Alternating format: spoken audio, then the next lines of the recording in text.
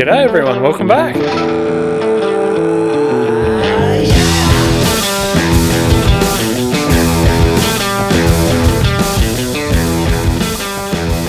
I have just been chipping away at the air seeder here for the last week or so. I've got the hitch here off, that's just sitting down on a couple of 205s. This pivot point back here, the top bushing wasn't taking grease, and it kind of hadn't really been for a couple of years. So I thought I'd better pull it apart and get in there and have a look. Now, that's actually that top bracket there, or block, or whatever you want to say. It's almost like this bushing here has spun around in the hole a little bit, and the grease nipple doesn't line up with the hole in the bushing anymore. So I've got a couple of new bushings on order. I've got a few other little bits and pieces on order for this at the moment. None of it's really that serious. I don't know how far I'll go with a lot of it, but I was just pulling these hoses off the top here because I got to do these hoses, unfortunately, this year. They're just, you can just see they're starting to get paper thin right there on the top. So, well, especially this one here. So, one of my least favourite jobs to do on the farm is air seeder hose, but we've got to do these 3 stretches here this year, unfortunately. So I'm going to get in here and start pulling this off, and we'll get these changed, and then I'm actually going to jump up mainly in the fert bin up here. A couple of years ago I hopped in there, there's a few rust spots in there. I cleaned them up and just spray painted over them with just a can of spray paint. There's a few more spots showing up in there, so I'm just going to keep on top of that. I'll hop in there and yeah, we'll tidy up a few of those rust spots with a bit of paint. So I don't even bother trying to wrestle this stuff anymore. I just cut it straight off. Obviously the trick is to not go too deep when you're trying to cut it, otherwise you'll end up in the metal, but that's just what I do, guys. Not saying it's the right thing, but it does the job. So hang around here, follow me for more tips and more things that you shouldn't do. You can see that one there has actually got a little tiny split in the top of it, so that one's absolutely stuffed.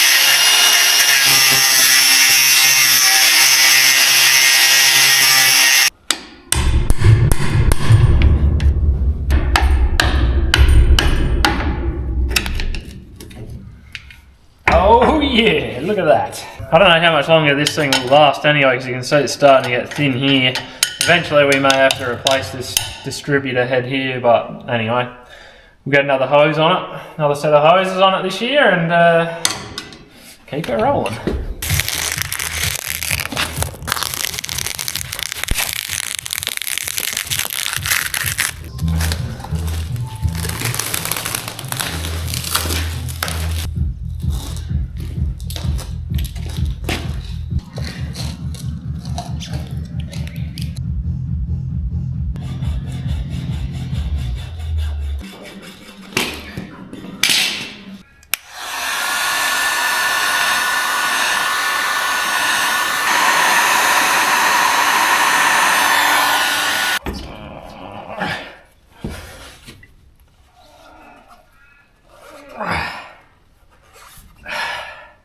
One down, 3 to go, 2 to go.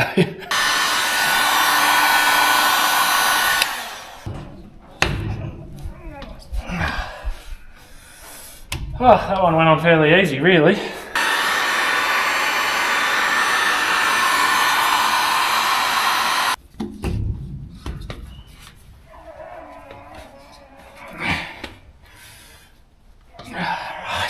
So I just walked past this here tyre before, and it reminded me of something that happened earlier today. So you see this little guy here, this little huntsman? He's probably about the size of a 50-cent coin, right? Well, when I walked down here this morning, I opened up this door, alright, but I was coming through from the other side. I was coming through from this side, so I opened it like that. There was an easterly breeze coming, so it was blowing the wind through the door this way. I opened her up, boom. A spider, probably about twice the size of that one, flew off the top here, straight down into my half-open mouth. Oh, you couldn't make this stuff up, honestly. It gave me a little bit of a fright, but I was also just annoyed, honestly. I thought, how, of all the places it could have landed, it went there. So we're going to climb up into the air seeder now. We're going to jump into the belly of the beast, and I'll show you guys what I'm going to do in there. So I have actually been in here before and done this. You can see there's a few spots. Hang on, I'll hold the torch with this hand. There's been a few spots of rust showing up in here. This is the bin that usually takes the fertiliser in it, so it's corrosive stuff. Now I did come in here and I just ground out roughly these spots, or just cleaned them up and hit them with some kill rust spray paint out of a can. There's just a few more spots starting to come up in here, and some of these ones I've done are starting to sort of rust again, so I'm just going to go over them again. It's just one of those things. There's a spot of cancer there. If you don't treat the cancer, it keeps spreading, it keeps getting worse. And while we're not treating it very professionally, we're doing something to at least slow it down, and that's all I really want to do. So I've got my grinder here with just a wire brush on the end. I'm going to hop in there and just tidy up a few spots, and we'll just hit it with some kill rust spray paint, and she'll be good enough for a bit longer, hopefully.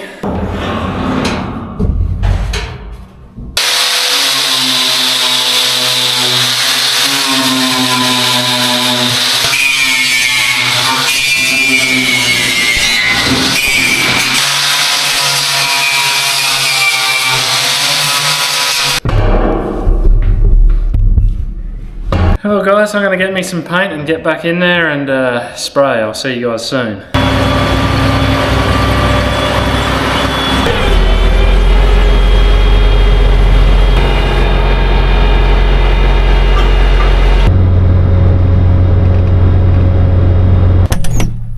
I am actually going to take that thing out in a sec, just poke it in the ground, check over a few things, but I've just got to clean up some stuff in here first, and I thought I'd show you how I went with the air seeder yesterday. So I did step up a level here when I did this. I hit her with the old 1-2 punch. Got the old Kill Rust heavy duty primer on there first, and then yeah, got in there with some Kill Rust satin cottage green, which is not really the right colour for in there, but whatever, it's inside the air seeder, it sort of more matches the outside.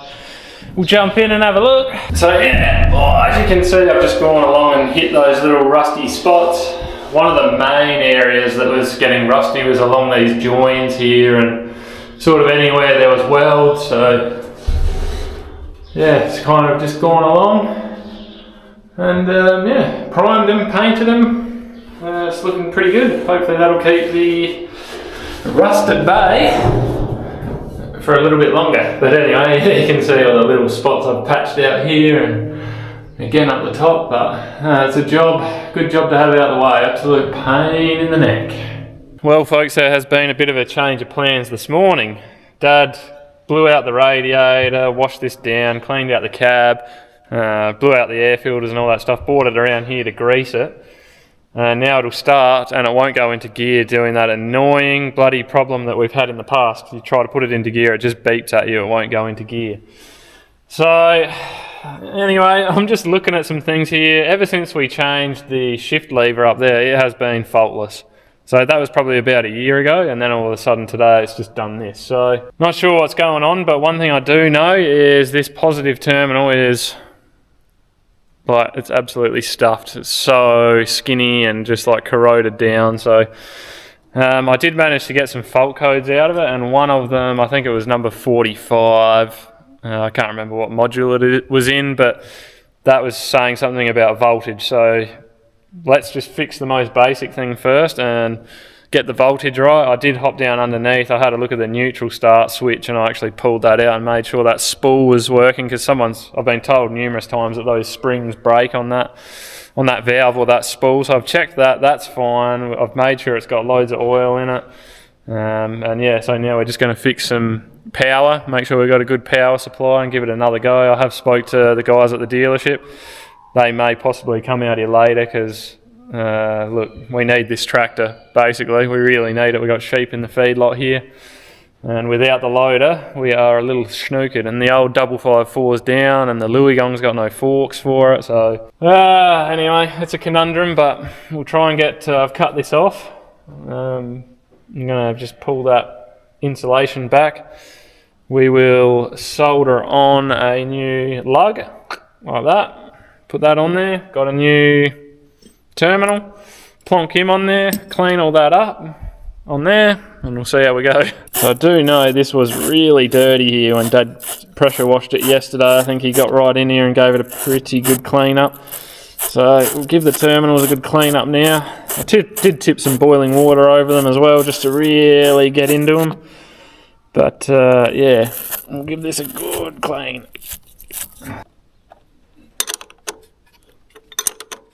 This really is the last problem that I need to be having now, considering that I'm going away in a week and a half for 2.5 weeks. But anyway, this is farming after all, so things happen. Not sure if I'll get enough heat out of this little soldering iron, but anyway. It is supposed to be 37 today, I think, so it's pretty damn warm out here.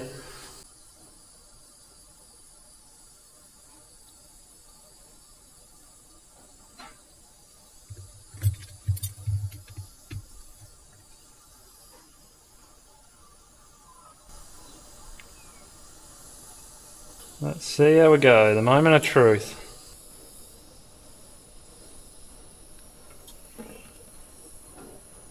I think we got it.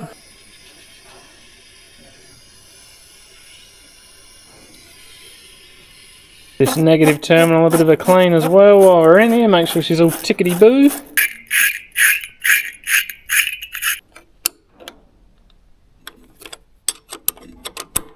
Got a couple of auxiliary positives to put on there for the auto steer, but we'll see what it does with that new terminal on there.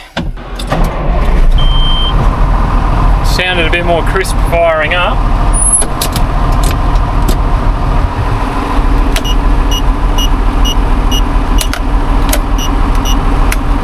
Still the same.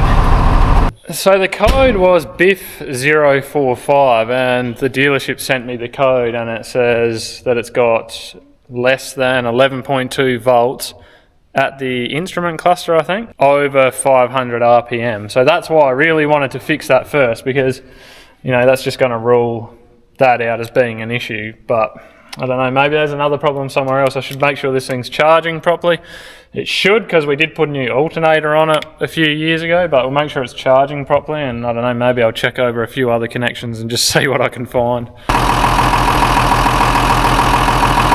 Well, we're going to take a rain check there on the loader until we get a bit more guidance maybe from the dealership, because I'm just flying blind there. I really don't know what's going on with it. They might send, hopefully they'll send someone out.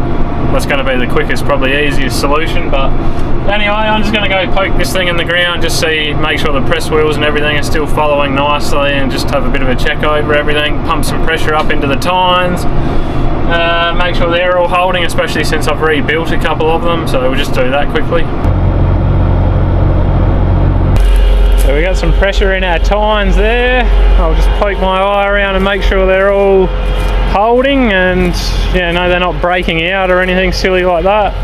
And just have a bit of a look at these press wheels here, make sure nothing's shifted, give everything a nice check over before we start throwing seed in the ground this year. It's looking pretty good, I think. There was just that one tine last year, I think that one took a bit of a hit and it bent it, like it just shifted it a bit on the bar. That's following really nicely, no dramas there, so I think we're looking pretty good. All of our tines appear to be holding in the ground. Check the ones that I rebuilt. Just leave that one there. Looks like that's holding good pressure at the moment, so I think we're looking pretty right.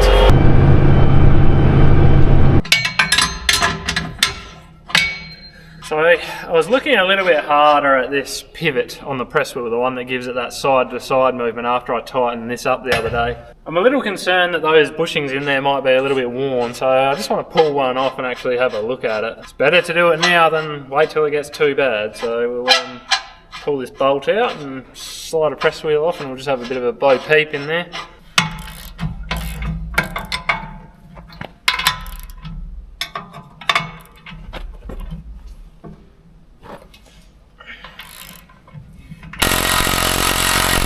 Oh man, I have been bad at filming this afternoon. Yeah, look, I've pulled this press wheel off. We've had Emmett's here. I had to run Dad up to his joint to get the Louis gong and bring that back. We bought a set of forks for that. We've been looking at that, so I've just been all over the place. But I have been validated by pulling these press wheels off, and I'll show you here. Oh yeah, she is getting paper thin there. Those bushes in there are definitely worn down. Might go another year. I'm thinking I'm just going to have to rip into it and replace those. The ones up here on the other arm, or the main arm, they're actually alright, so I think we'll leave those for now. They're actually easy enough to change anyway, because you can just pull that pin out and slide this whole press wheel out, and then you're just left with that arm there. It's easy enough to bang them out from there, but unfortunately I did end up taking the press wheel off from these bolts here, because with this top bracket I just could not get a good swing on that pin there. So I was trying, you know, it was banging away, not really making any progress. I just thought, you know what, for the sake of the 6 bolts here, we'll rip him off, and then I can actually give it a decent hit. And it did come out, no worries after that. Now, Emmett's have been here. She's running again, something wrong up in the steering column near the gear selector, and I'm absolutely kicking myself because that was the next thing I thought. That gear selector's been done. I should probably pull. And it was done by Emmett's as well, to be honest. They're the ones who changed it, because I was short on time then as well, so they sent someone out to do it. Anyway, it's running again, which is great, because we've got all these sheep here in the feedlot that we've got to feed. I've just got to put a heap of covers and whatnot back on this thing, box it up, and then that's good to go as well. I don't know, guys. If it's not one thing, it's another, and it is absolutely relentless. There's always something to do, man. Oh, and the best part about it is you get to do all this work on years like last year and just spew money down the drain. So anyway, good stuff. Oh, what, when you were lifting it from the bottom? Or? Yeah. Bottom as well. To the forks.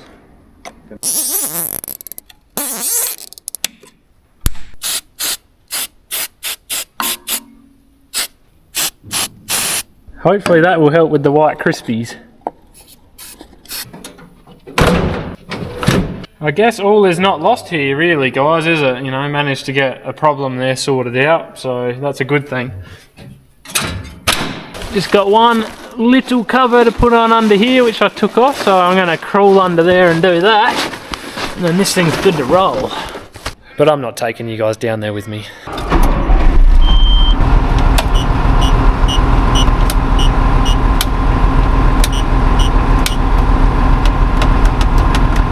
That was not doing that before. That is like a frog in a sock, honestly. He started it up and moved it a couple of times and it went. And yeah, forward, reverse, there's no worries. Now, I've just put everything back together and of course, it ain't working.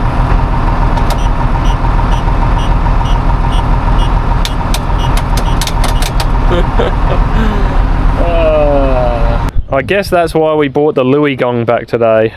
These forks here are for the Louis gong. They are not Louis gong forks. They're actually off of an Olympus.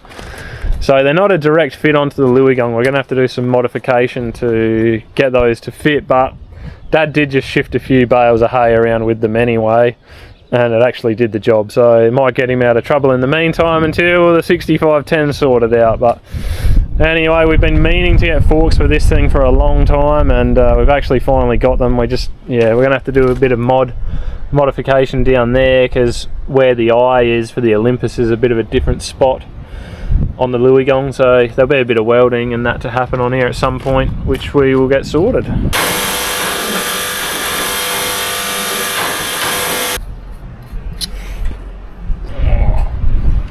It's a heavy bit of kit.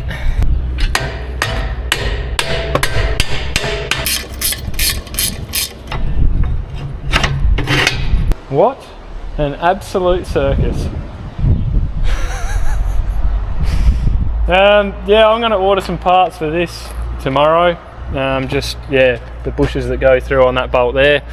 I promise you, that will be the last job we have to do on this bar, unless it breaks in the shed, which would not be the first time something like that has happened. So I think I'm just going to call this a video here now, everyone.